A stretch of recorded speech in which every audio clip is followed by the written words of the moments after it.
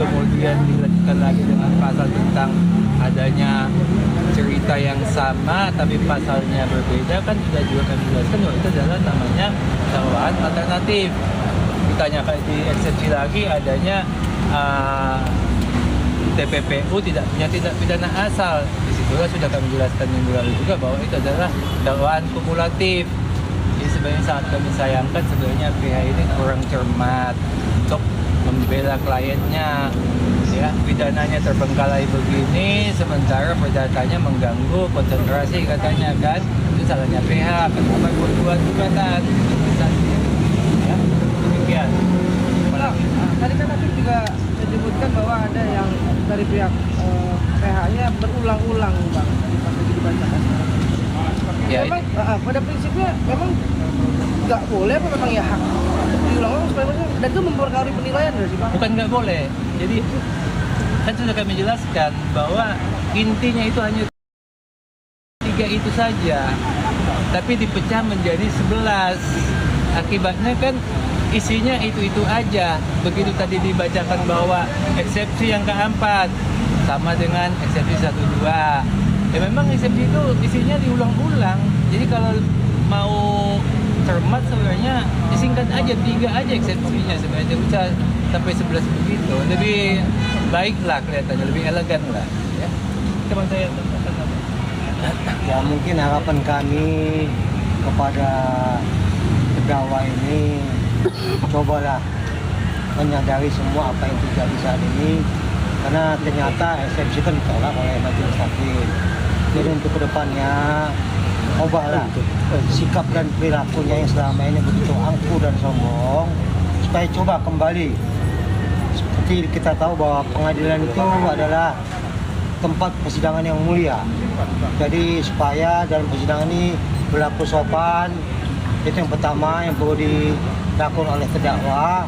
Kedua, jangan berbelit-belit memberikan keterangan nantinya dan buka semua permasalahan bagaimana sih sebenarnya cerita permasalahan ini, sehingga hakim itu melihat ada etikat baik dari terdakwa ini, bahwa dengan adanya keterbukaan yang dilakukan oleh terdakwa mungkin bisa meringankan terdakwa. Dan juga untuk hal-hal yang apa yang telah terjadi selama ini, menyesali atau tidak, itu menjadi pertimbangan hakim nantinya, bukan membebaskan tapi meringankan hukuman. Itu harapan kami supaya terdakwa ini benar-benar menyadari hal ini, jangan lagi lah sombong dan angkuhnya itu ditunjukkannya. Kasihan, karena memang sanksi hukumnya sangat berat ini. Harapan kami itu. Ya, jadi harus terbuka lah, dijelaskan semua untuk persoalannya. Tidak usah ada yang ditutupi dengan pengertian begini. Mungkin bisa meringankan bahwa pelaku utamanya bukan terdakwa ini, tapi adalah orang lain yang melakukan. Dia hanya terbawa mau menikmati uangnya saja. Jadi supaya jelas, jangan dia mau korban, ya apa boleh buat lah kalau begitu, hukumannya buat dia nantinya. Ya. Bang, dari pihak awal kan masih mengejar 2 orang berinisial O dengan S ya bang. Sampai sejauh ini pembuktiannya kan seperti apa bang nanti? Nanti di persidangan kita lihat, kan minggu depan sudah mulai masuk pembuktian. Salah satunya adalah pemeriksaan saksi-saksi, khususnya untuk saksi korban nanti minggu depan. Itu yang pertama-tama diperiksa. Nanti proses ini kita lihat siapa sih sebenarnya pelakunya, pelaku utamanya. Nah ini tergantung kepada terdakwa. Kalau terdakwa tidak mau membukanya, nah itu dia menanggung. Tapi kalau dia mau terbuka ini semua, bisa meringankan bagi terdakwa. Berarti dibutuhkan kerjasama ya bang dari terdakwa tersebut ya? Ya memang terdakwa harus membuka ini semua. Kan tanpa dibuka oleh terdakwa ini agak sulit untuk mengikutkan pihak lain. Harapan kami, bukalah semua ini permasalahan, jelaskan, sehingga hakim bisa melihat, majelis hakim bisa melihat, oh ya memang dia sudah terbuka semua permasalahan dan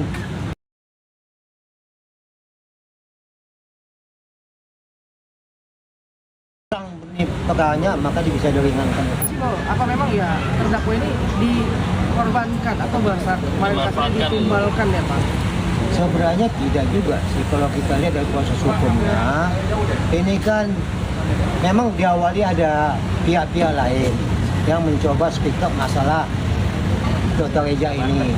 Tapi kan ujung-ujungnya terdakwa yang terima uang. Kita sama terdakwa kita dengan Mail.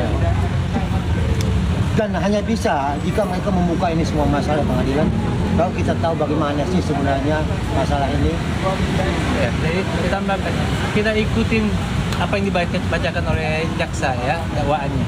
Dakwaannya pertama review jelek oleh Doktif, ya, ditangkap oleh Dr. Oki, ya, kemudian Dr. Oki mengolah menjadi pertama itu uang tutup mulut, ya. Nah, kemudian setelah uang tutup mulut ini muncul, dilepas kepada Nikita dan Mail untuk melaksanakan untuk eksekusi daripada mengeksekusi yang diawali oleh Doktif dan Dr. O ini dieksekusi oleh Nikita dan Mail. Jadi mereka sebenarnya hanya mengeksekusi apa yang sudah dirancang oleh Doktif dan Dr. O ini. Jadi perancangnya dari sana, pelaksananya mereka berdua.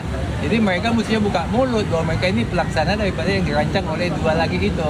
Nah, seperti itu. Jadi bisa dibilang hukum yang terbaik ketika merancang ya bang? Kalau dia mau berterus-terang dalam persidangan ini, bisa perancangnya ini, perancang mode ini yang duluan sebenarnya. Kalau mereka ini yang melaksanakan apa yang dirancang oleh dua orang sebelumnya. Nah, seperti itu. Bang, kesiapan DRP sendiri saksi di persidangan bang? Oh, kalau masalah saksi itu kan wajib ya. Tanggal berapa katanya besok? Tanggal 24 ya? Kamis tanggal 24. Itu memang sudah kewajiban sesuai dengan pasal 160 itu nomor pasal lagi nggak apa-apa lah ya. Sesuai dengan pasal 160 ya, itu memang saksi korban harus diperiksa terlebih dahulu supaya nanti saksi lainnya itu bisa menyatakan pendapatnya sesuai apa tidak dengan korban, apa bertentangan dengan korban. Ya, jadi memang saksi korban nanti Dr. Reja diperiksa terlebih dahulu. Saksi lainnya akan menjelaskan betul apa tidak yang dikatakan oleh saksi korban. Ya, wajib itu yang pertama diperiksa. Tapi udah kesehatan mental aman ya bang? Nggak ada Aman. seperti yang dibilang takut segala macam nggak ada ya? Aman, karena kemarin Harimau Muhammad Singai lepas sudah kami ikat, sehingga dia mengatakan tidak takut lagi. Nah, begitu. Dia datang nanti. Ya? Oke siap. Oke. Datang, Thank you, Bang. jadi fix Ya.